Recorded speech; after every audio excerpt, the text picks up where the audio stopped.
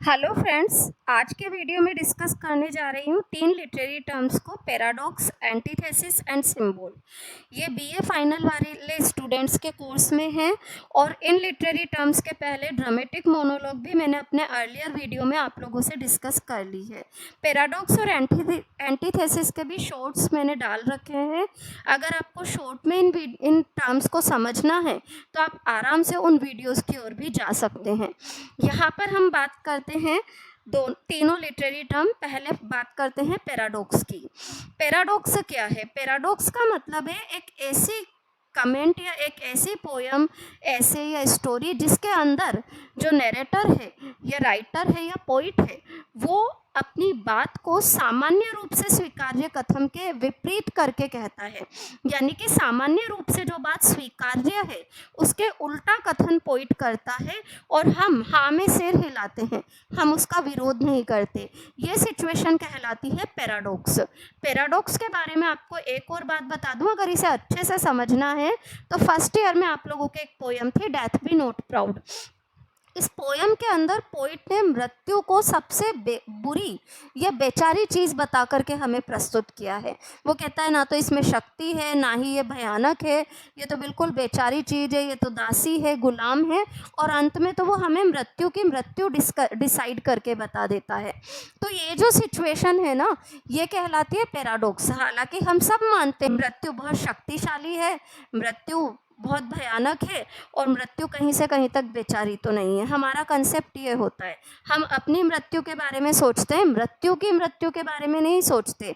पर पोइट अपने विचार को इस प्रकार से रखते हैं कि सामान्य रूप से स्वीकार्य कथन को तो वो काट देते हैं और अपना एक विचार रखते हैं, और कुछ इस तरीके से रखते हैं that we enjoy his presentation, we enjoy his comment and statements, we don't, हम उसका विरोध नहीं करते। ये होता है पैराडॉक्स में। तो ध्यान देते हैं नोट्स पर। Paradox is a statement, paradox एक कथन है विच सीम्स, जो कि देखने पर ऑन इट्स फेस, ऊपरी स्तर पर, टू बी सेल्फ कॉन्ट्रेडिक्टरी लगता है, एब्सर्ड लगता है, या turns out to have a valid meaning, पर अंत में इसका एक वैलिड मीनिंग निकलता है। So in the conclusion to Donne's sonnet, तो इसी प्रकार से डन के सोनेट का कंक्लूजन देखिए, डेथ बी नॉट प्राउड का, वन शॉर्ट स्लीप पास्ट, एक छोटी सी नींद बीतेगी, we wake eternally and death shall be no more, death thou shalt die, मृत्यु तुम मरोगी। ये जो कमेंट है ये पैराडॉक्स है। The paradox is used almost by all the poets, हर कवि ने यूज किया है, but is a central device in metaphysical poetry, पर मेटाफिजिकल पोइट्री में ये केंद्र का विषय रहा, both in its religious and, इसके रिलीजियस और सेक्युलर दोनों फॉर्म्स में। द कैननाइजेशन फॉर एग्जाम्पल, जो कैननाइजेशन पोयम है उदाहरण के लिए, is organised as an extended proof, उसे विकसित किया गया है एक विस्तृत प्रूफ के तौर पर, फुल ऑफ लोकल पैराडॉक्सेस, जिसमें बहुत सारे लोकल पैराडॉक्सेस हैं, as an extended proof, local paradoxes हैं of paradoxical thesis, paradoxical thesis है, that sexual lovers are saints, कि सेक्सुअल लवर्स सेंट्स होते हैं। Sometimes paradox forms the basis of an entire poem, कभी कभी पैराडॉक्स पूरी poem के बेस में होती है, जैसा कि लवलेस की poem to Althea from prison में है। Paradox is a central concern for many a new critic, कई नए क्रिटिक ऐसे रहे हैं जिन्होंने कि पैराडॉक्स पर विचार किया है, सेंटर में रखा है, who extend the application of the term, वो इस टर्म की एप्लीकेशन को विस्तार देते हैं, from the rhetorical figure to encompass all deviation, एक रेटोरिकल फिगर से इसे अलग अलग दिशाओं में ले जाते हैं, फ्रॉम और क्वालिफिकेशन ऑफ कॉमन परसेप्शन, या कॉमन परसेप्शन से अलग दिशा में ले जाते हैं, कॉमन प्लेस ओपिनियन से अलग दिशा में ले जाते हैं।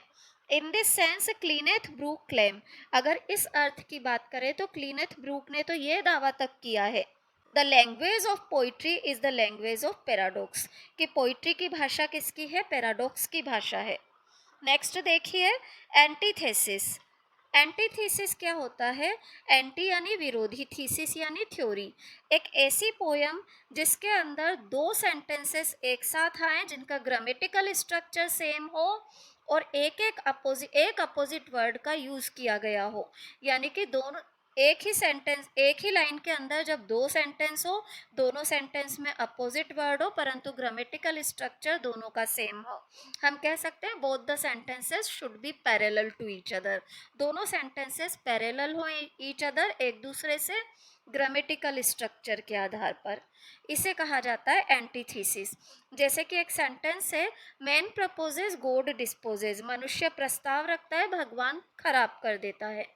Proposes, man proposes present indefinite tense है, God disposes present indefinite tense है, तो ग्रामेटिकल स्ट्रक्चर दोनों सेंटेंस का सेम हुआ। प्रपोज और डिस्पोज दो विपरीत शब्द हैं, तो विलोम का प्रयोग हुआ है, तो इस प्रकार से इस सेंटेंस के अंदर क्या हुआ? एंटीथेसिस फिगर ऑफ स्पीच हुई। तो ध्यान देते हैं, एंटीथेसिस इज अ कॉन्ट्रास्ट और ऑपोजिशन इन मीनिंग।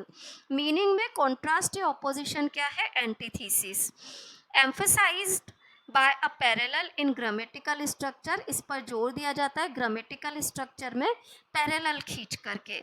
और it can be said a rhetorical figure in which sharply opposed ideas, हम यह भी कह सकते हैं एक ऐसी rhetorical फिगर जिसमें कि एक दूसरे के अपोज आइडियाज आर एक्सप्रेस किए जाते हैं with in a balanced grammatical structure, एक बैलेंस से भरे हुए ग्रामेटिकल स्ट्रक्चर के अंदर। Example, Alexander pops description of Atticus in his epistle to Dr. Arbuthnot। Alexander pope ने जो एल्टिकस का वर्णन किया है। विलिंग टू वाउंड, यहाँ पर विलिंग टू वाउंड में टू प्लस फर्स्ट फॉर्म का ग्रामेटिकल स्ट्रक्चर है।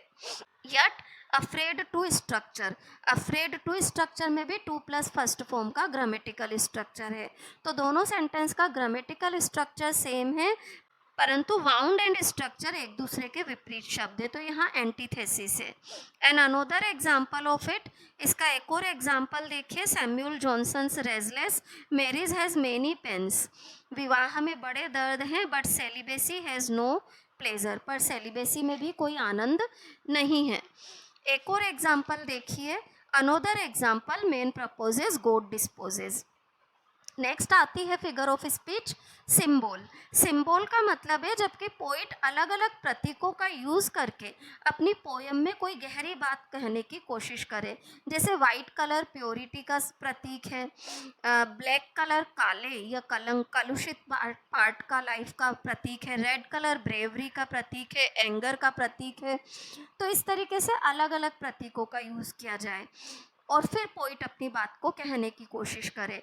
जैसे कि सी एंड स्काईलार्क जो पोयम है आप लोगों के कोर्स में, उसमें sea and skylark are elements of nature, they represent air and water, तो एक तरीके से वो भी सिम्बॉलिकली यूज़ किए गए हैं पोयम के अंदर। तो पोइट जब भी सिम्बॉल्स का यूज़ करता है तो उसका उद्देश्य गूढ़ अर्थ को प्रस्तुत करना होता है। तो आप नोट्स पर ध्यान देते हैं, देखिएगा।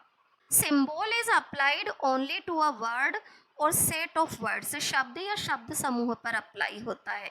दैट सिग्निफाइज एन ऑब्जेक्ट, जो कि एक ऑब्जेक्ट को, इवेंट को सिग्निफाई करता है।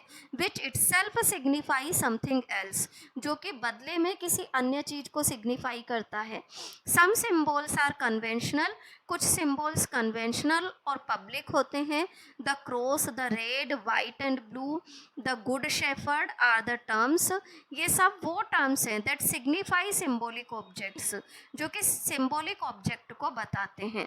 Of which the further significance is fixed, जिनका आगे का सिग्निफिकेंस फिक्स है, ट्रेडिशनल है। ऑफन पोइट्स यूज सिम्बॉल्स, अक्सर कर पोइट्स सिम्बॉल्स का यूज़ करते हैं by exploiting pre existing and widely showed association, जबकि वो पहले से ही एग्जिस्ट जो कर रहे हैं और विस्तृत स्तर पर जो एसोसिएशंस हैं उनको यूज़ करते हैं with an object and action, किसी भी क्रिया या वस्तु से। Example, peacock is associated with pride, उदाहरण के लिए पिकॉक जो है वो गर्व को, eagle with heroic endeavour, eagle bird जो है वो हेरोइक एंडिवर को बताता है। राइजिंग सन शोज बर्थ, उगता हुआ सूरज जन्म को, सेटिंग सन रिप्रेजेंट डेथ, मृत्यु को सेटिंग सन बताता है। वेरियस इंग्लिश रोमांटिक पोइट्स, अलग अलग English romantic poets employed private symbols को एम्प्लॉय करते हैं इन देयर पोइट्री। शैली for example repeatedly made use of objects, शैली ने उदाहरण के लिए ऐसी वस्तुओं का प्रयोग किया है such as the morning and evening star, boat moving upstream, winding caves, conflict between serpent and eagle, the इन सब को यूज किया है। The time since world war one, first world war के बाद का जो समय रहा, has been a notable era of symbolism in literature में सिंबोलिज्म का बहुत ही महत्वपूर्ण समय रहा। Many major writers of the period, कई प्रमुख राइटर आए इस पीरियड के, पोइट्स, नॉवलिस्ट, ड्रामेटिस्ट आए, एक्सप्लॉइट सिंबल, जिन्होंने कि सिंबल का यूज किया, which are in part drawn from religious and esoteric, जो कि आंशिक रूप से तो रिलीजियस और एसोट्रिक साइड से लिए गए, in part developed by themselves, और कुछ हद तक खुद भी पोइट्स ने डेवलप किए। यहाँ पर मेरे तीनों लिटरेरी टर्म के नोट्स कंप्लीट होते हैं। इसके बावजूद भी अगर कोई कंफ्यूजन है तो कमेंट बॉक्स में कमेंट डालिए। वीडियो अच्छा लगा हो तो चैनल को लाइक, सब्सक्राइब और शेयर जरूर करें। Thank you everyone.